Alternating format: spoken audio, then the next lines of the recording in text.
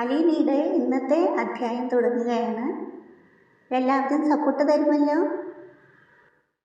വാങ്ങിച്ചു കൂട്ടുന്നേ. ഇവിടെ ഒന്നിനും ഒരു കുറവുണ്ടാകരുത്. അത് കേൾ സാബിന് നിർബന്ധമാണ്. ഡ്രൈവർ വാങ്ങിക്കൊണ്ടുവന്ന മീനിനെ കുറിച്ച് അലീന അന്വേഷിക്കുകയാണ്. അപ്പോൾ പൗലോസിനോട് അലീന ചോദിക്കുന്നു, ഈ 800 ഗ്രാമുള്ള മീൻ നന്നാക്കി കഴിഞ്ഞാൽ എത്രയുണ്ടായിരിക്കും? അത് നന്നാക്കി കഴിയുമ്പോൾ 1 കിലോ ഉണ്ടാവുള്ളൂ. 800 നന്നാക്കിയാൽ 1 കിലോ ബാക്കി വരുള്ളൂ. ബാക്കി മുഴുവൻ വേസ്റ്റാണോ? അത് ബാക്കിയൊക്കെ വേസ്റ്റായിരിക്കും. എന്നാൽ പൗലോസേട്ടനെ അതൊന്ന് നന്നാക്കി ഞാനൊന്ന് കാണട്ടെ. എനിക്ക് വേറെ ജോലിയുണ്ട്. പൗലോസേട്ടൻ ഇത് നന്നാക്കിയിട്ട് മറ്റുള്ള ജോലികൾ ചെയ്താൽ മതി. കുഞ്ഞെന്തിനാ ആവശ്യമില്ലാത്ത കാര്യങ്ങളിലൊക്കെ തലയിടുന്നത്?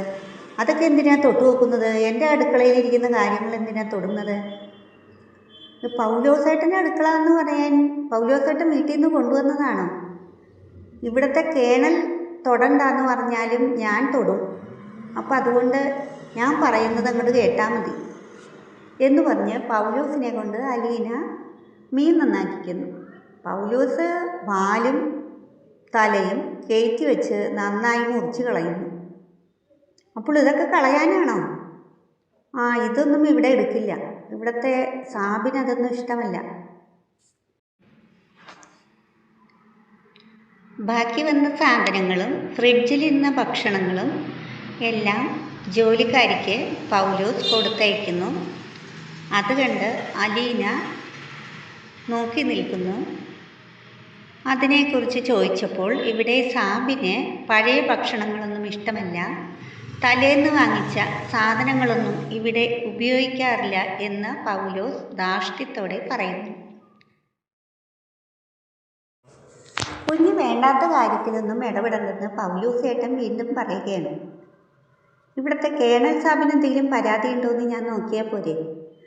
വായിൽ വെച്ച് കഴിക്കാൻ പറ്റുന്ന നല്ല ഭക്ഷണം തന്നെയാണ് ഞാൻ കേണൽ സാബിന് ഉണ്ടാക്കി കൊടുക്കുന്നത്.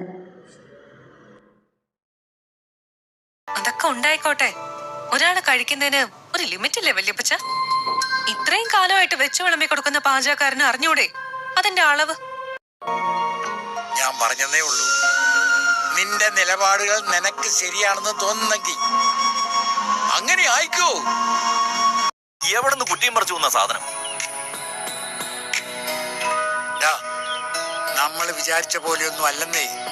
അത് ലാലിച്ചിന്റെ മോള് തന്നെയാ. ഇതൊക്കെ കാലങ്ങളായിട്ട് ഇങ്ങനെ തന്നെയാ. കേണൽ സാറിന് പരാതി ഉണ്ടോ എന്ന് നോക്കിയാ പോരാ? ഞാൻ ഈ വീട്ടിൽ